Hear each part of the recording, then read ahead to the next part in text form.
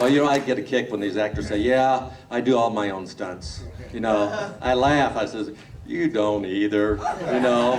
First of all, the director wouldn't let you do it in the first place, you know, because if we do get hurt on a film, you know, film stops. And that's millions and millions of dollars. So they're not going, you know, directors are very cautious about letting their action stars do anything that they feel can hurt them. But I really listen more to my stunt guys than a director.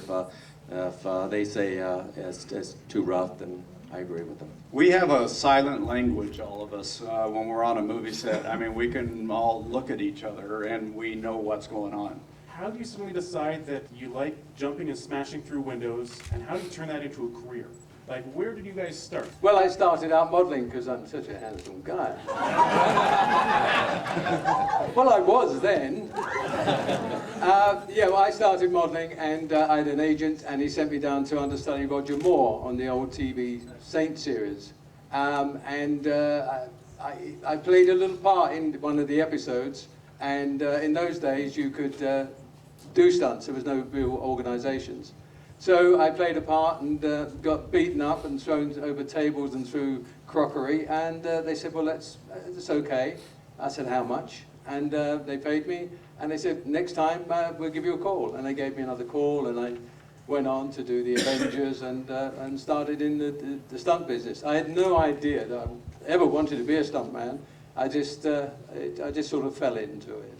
Oh, that's great. Well, I know a lot of you missed the panel yesterday, but Randy, what did you say yesterday?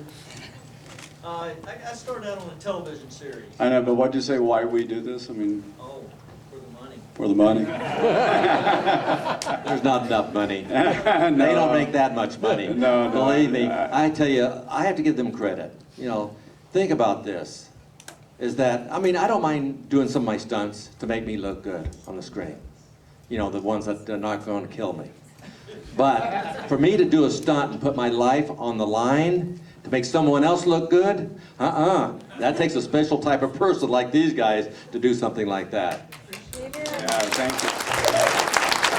Yeah, don't want to kid you. A while ago he was acting like he never did any of it, but the reality is we've hung him off the side of mountains. We've hung him out of helicopters. We've and he'd be out there and go, okay, I'm good here. Yeah, you're good here. And Jeff and I took him out skydiving before, so you know, really, he'd be out there doing stunts with us all day long. And rappelling. And rappelling, that's right. about a 1,000-foot cliff, and they're saying, I never rappelled before. And so they said, okay, just hang on and lean out. And I'm looking down and lean out? They want me to lean out? It was only a 2,000-foot drop. Yeah. but of course, I had the confidence in them, and I leaned out, and I was able to rappel down the mountain. But like I said, I have total trust in these guys. And if they say I can do it, then I feel confident I can. But if they say no, then I know it's no. And act at the same time. And act at the same time, that's exactly When stunt right. guys get lines, we like get the tremors. Like, Well, oh, you no, did. we Hey, have Walker, dialogue. you did dialogue on Walker. Yeah. You know, you grinned and bared it. The safety on the set. I guess the first thing that comes to mind when I think about that is the hardest thing for any of us to say to a director or to someone that's asking us to do something is no. And someone comes and says, hey, can you do this? And we know that it's something we really can't do. I guess the first option is we'll say we can figure out a safe way to do it. But when you really have to stand up and say no to the director, that's probably the toughest word there is to say.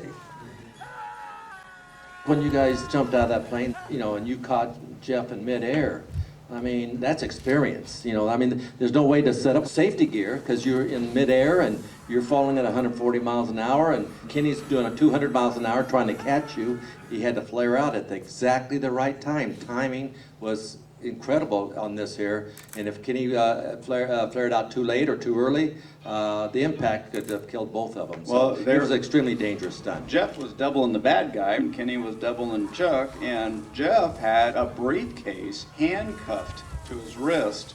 Well, that briefcase looks like it just beats the snot out of you. Well, remember, you're Yeah. falling 140 miles an hour. I don't remember how many jumps we did, but that was a challenge holding on to that briefcase. Then it would come open, And, you know, that thing just beat everywhere. And then actually, it's probably harder for Kinnie because it's waving up there and he's coming from above and he's got to get down and get a hold of me without that thing cold cocking him.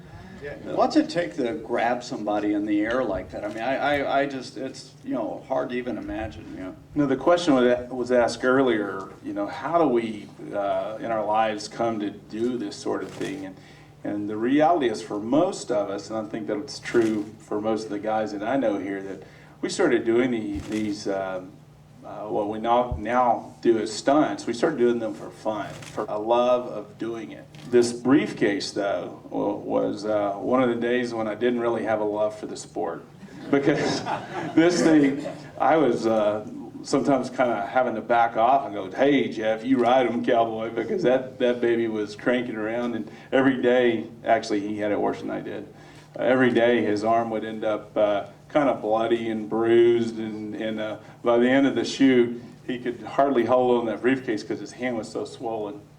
That was an incredible stunt. It actually, that won the stunt award for the year, I believe, at the Stuntman's Award, didn't it? Yeah, I think it did, yeah. You mentioned it won a stunt award, but there's no category in the Oscars for stunts, for action direction, which really seems to be an oversight when you have an award for special effects.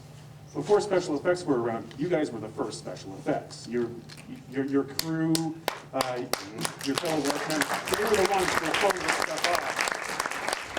Can you talk to me about how you feel? Like you're not really acknowledged by the Academy for I this think, part of Jeff, the would you explain? Yeah, there's actually been people spearheading the effort to get that category put in the Oscars. The category for the Emmys for TV actually was added, I think, in 2001, and they're still trying to get it in the Oscars. And like I was saying yesterday, the biggest excuse or reason, whatever you want to say, that I've heard is that it's the Academy of Arts and Sciences, and you're either awarded for an art or a science, and they say that stunts is both an art and a science. So we can't give you an award. So tonight, heck with the Oscars, we're going to do our own awards. Hey, I've been to the Oscar Awards. I'm a member of the Academy. It's the boringest thing you've ever been to in your life. I went to one Oscars. I'm sitting there for 3 hours, watching these guys walk up and say ridiculous stuff. And I'm thinking, this will be my last Oscar to come to. But it's great to be able to vote, you know, for various films. And of course, I'm always voting for the action movies, you know. And, you know, well, of course, the last one I loved, Blindside. I voted for that for Best Picture. And who's the actress? Sandra Bullock for Best Actress. And then Invictus, I like that one. I voted for Morgan Freeman for Best Actor. But the thing is that these guys have been unsung heroes for a long time. And I'm so appreciative to Bill Banowski and Dennis Berman and my brother Aaron for putting this first one on, because it's been long overdue, and I just give them all the applause for doing this, because